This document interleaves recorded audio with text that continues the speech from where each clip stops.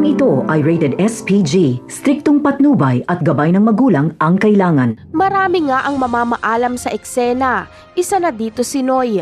Magiging biktima siya sa kabaliwan ni Lena. Sumweldo si Noy at tinding sa kanilang trabaho kaya nagkaroon ng pambili ng gamot si Noy. At sa kanyang paglabas para bumili ng gamot ay nakita siya ni Lena. Dito ay dadalhin siya ni Lena sa lugar na walang nakakakita at pagsasasaksakin siya hanggang mamatay.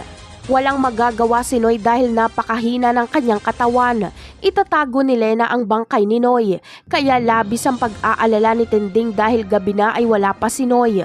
Kawawang Noy, bibili lang sana ng gamot na daanan pa ng baliw. Siya ang unang biktima ni Lena. Abangan na lang natin kung sino-sino pa ang susunod.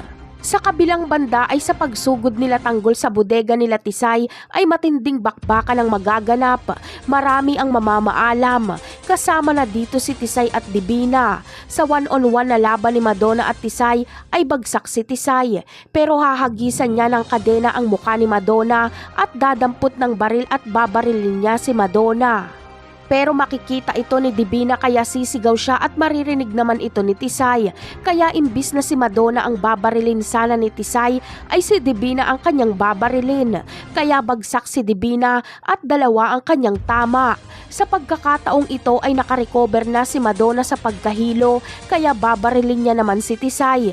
Si Tisay ang papatay kay Divina at si Madonna naman ang papatay kay Tisay. Habang si Tanggol naman ay ang papatay sa tatay ni Tisay at ang iba nitong kasamahan. Ang pagkamatay ni Divina ay mas lalong ikakayaman ni Tanggol dahil sa kanya mapupunta ang lahat ng yaman ni Divina at lahat ng negosyo. Si Tanggol na ang mamamahala sa lahat. Siya na rin ang magiging boss ng mga naiwang tauhan ni Divina. Napakarami pa nating dapat abangan sa mga susunod na episode. Paalam!